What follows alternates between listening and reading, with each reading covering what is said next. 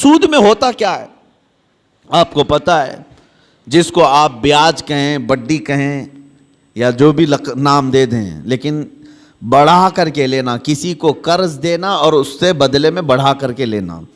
100 روپیہ قرض دیا، 110 روپے لیا، 120 روپے لیا، بلکہ 101 روپے بھی لیا، تو یہ سود ہو گیا. جس کو قرض دیا اور بدلے میں بڑھا کر کے لیا، صرف پیسے میں نہیں، کسی بھی چیز میں وہ بڑھا کر کے لینا، یہ سود کہلاتا ہے. اور یہ اسلام میں بہت عظیم گناہ اس کو بیان کیا گیا. کیوں؟ وجہ کیا ہے؟ اس میں بندوں کا حق مارا جاتا ہے.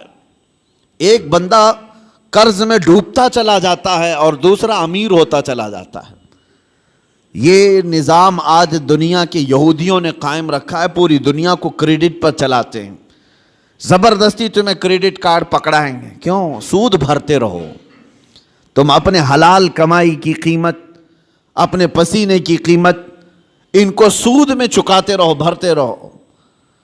لوگوں کو احساس بھی نہیں ہوتا. یہ دنیا اس عظیم لعنت میں تمہیں لے کر کے جا رہی ہے. میرے آقا صلی اللہ تعالیٰ علیہ وسلم نے ارشاد فرمایا، جس نے سود کا ایک لقمہ کھایا اس کا گناہ اتنا بڑا ہے کہ جیسے کہ اس نے خانہ کعبہ کے سامنے اپنی ماں سے زنا کیا. اتنا بڑا اس کا گناہ ہے. بلکہ ایک حدیث میں 73 درجے گناہ کے ہیں. سود کھانے والے کے گناہ 73 درجے کے ہیں، 73. اس میں سے پہلا درجہ یہ ہے کہ وہ ماں کے ساتھ بدکاری کیا ہو. عزیزان گرامی وقار، اس کو اتنا سخت کیوں بیان کیا گیا؟ بندوں کے حقوق مارے نہ جائیں، بندوں کے حق تلف نہ ہوں. امانت کے ساتھ جو معاملات ہوتے تھے، آپ دیکھیں وہی چیز آج ہمارے معاشرے سے ختم ہونے لگ گئی ہے. آج تمہیں لون لینے کی ضرورت کیوں پیش آنے لگی؟ آج قرض جہاں پر بھی جائیں گے تمہیں بیاج کے ساتھ لینے کی ضرورت کیوں پیش آ رہی؟ اس کی وجہ یہی ہے کہ آپس میں اعتماد اور بھروسہ ختم ہو گیا. قرض حسن کون دینے والا ہے آج ایک مسلمان اٹھے اور دوسرے کے پاس جائے اور کہے کہ مجھے 5 لاکھ کی ضرورت ہے، اللہ ماشاء اللہ کون ہوگا؟ قریب سے قریب ترین دوست بھی منہ پھیر لیتا ہے. اس کی وجہ صرف ایک طرفہ نہیں ہے، 2 طرفہ ہے. قرض لینے والا اور قرض دینے والا دونوں کے درمیان اعتماد کا رشتہ نہیں ہے. کچھ لوگ قرض لیتے ہیں لیکن وہ دینا نہیں چاہتے. یہ بھی بندوں کے حقوق کی پامالی ہے. ان کو کیوں دیا جائے قرض؟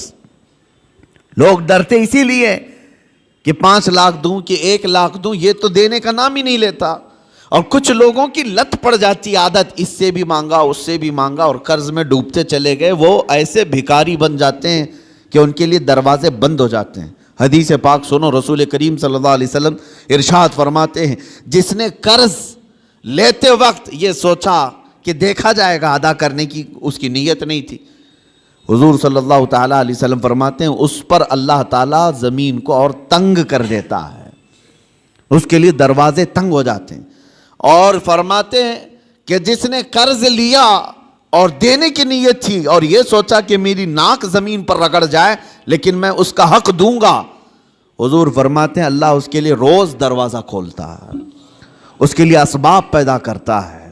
یہاں لینے والے کی دل میں خیال ہی نہیں رہ گیا کہ سامنے والے سے میں نے رقم لیا ہے. بے چینی شروع ہو جانی چاہیے، ہمیں بے قراری شروع ہو جانی چاہیے. کسی کا قرض لیا ہے تو نیند اڑ جائے کہ نہیں میرے بھائی کا قرض ہے مجھے واپس دینا ہے. لیکن یہاں معاملات ایسے نہیں رہ گئے، جس کی وجہ سے آج دنیا نے تمہیں سود کا عادی بنا دیا. اب کون دیتا ہے قرض حسن؟ قرض حسن کا مطلب کیا ہے؟ 1 لاکھ روپے میں آپ کو دیا اور بدلے میں آپ نے بھی 1 ہی لاکھ روپے لوٹایا. یہ قرض حسن اچھا قرض ہے. پہلے یہ ہوا کرتا تھا آپس میں مومنوں کے درمیان قرض، لیکن جب لوگوں کے معاملات خراب ہو گئے تو کون دینا چاہتا ہے اور لینے والا بھی آج کل لوٹانا نہیں چاہتا، تو یہ معاملات ختم ہونے لگ گئے. اور اس کی وجہ کیا بنی؟ جب اعتماد کا رشتہ ٹوٹ گیا تو تم سود کے کاروبار میں پڑ گئے. اب تمہارے پاس کوئی راستہ نہیں رہ گیا. جاؤ بینکوں سے لون لو یا غیر مسلموں سے بھاری سود میں قرض اٹھاؤ اور اپنے کام کرتے رہو. یہ سب کی نوبت صرف اسی وجہ سے آئی کہ آپس کے رشتے خراب ہیں. یہ معاملات خراب ہیں، ایک دوسرے کے ساتھ محبت کا رشتہ نہیں ہے۔ عزیزان گرامی وقار، یہ کام صرف ہم نے اپنے ہاتھوں تباہ کیا ہے، اپنے ہاتھوں برباد کیا ہے۔